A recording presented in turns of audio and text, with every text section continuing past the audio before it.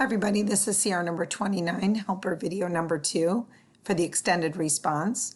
It says in 2000, Ohio's population was 11.4 million and decreasing by 0.5 million each year.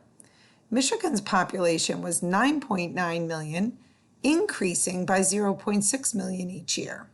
When will the two states have the same population?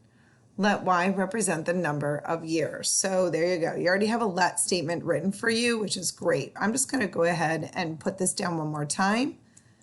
So let Y represent the number of years. I'm just going to put number of years. And we're looking for when the two states will have the same population. And that's very important. What that means is once they have that same population, that means that population will be equal to each other.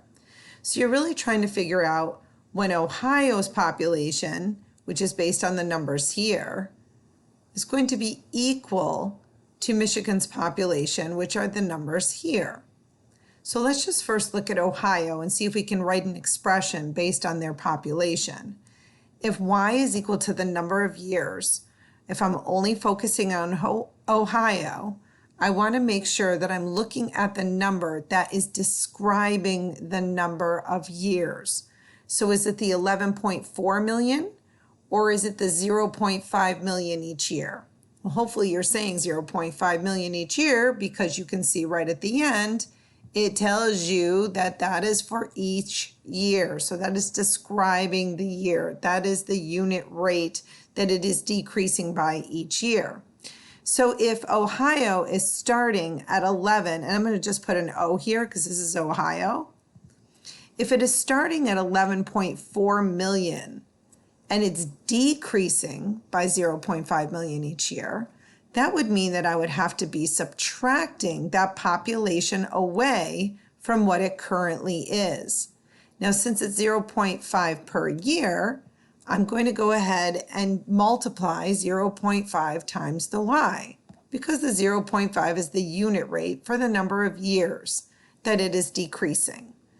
Now that takes care of Ohio. Now we're going to have to look at Michigan. I'm going to go ahead and change the color so we can see the difference.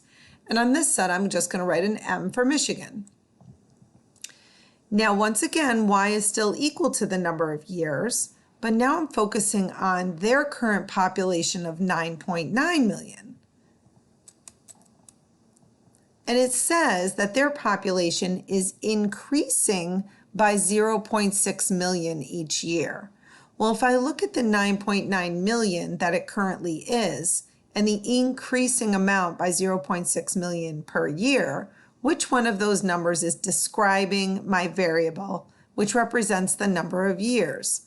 Hopefully you're looking at the 0.6 because in the sentence itself, it tells you that is the unit rate each year that it is increasing by. So 0.6 will go with our variable Y because it is increasing by that amount per year. Now, because it started at 9.9 million and it's increasing by that amount, we're going to be adding those two things together because that number is growing over time. Now remember, we want to know when will the two states have an equal or the same population. So I'm going to go ahead and put my equal sign between those two expressions. Now I have to get all of my variables on one side and all my constants on the other. I like to have my variables on the left side. It just makes me feel more comfortable when I do my math. And I'm going to put my constants on the right side. So first thing I'm going to do is go ahead and draw my ladder, my wall, whatever you want to call it. All it is dividing the two sides of the equal sign.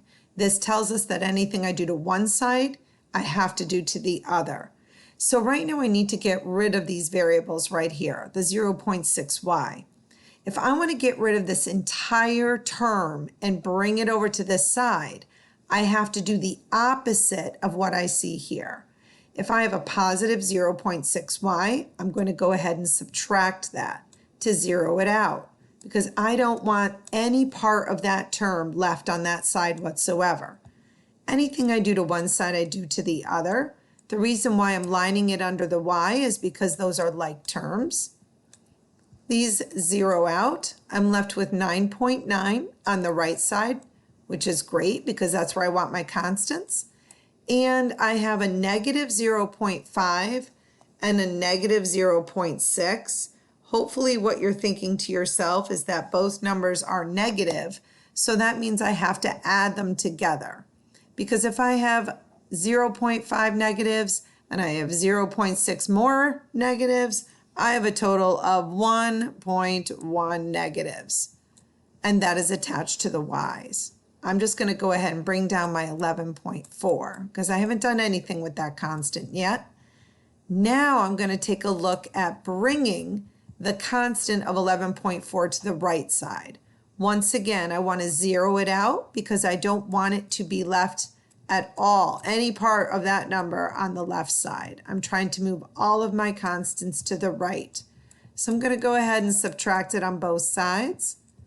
I get negative 1.1y left on the left side here, and 9.9 minus 11.4, I'm doing right on my calculator as we speak, is a negative 1.5.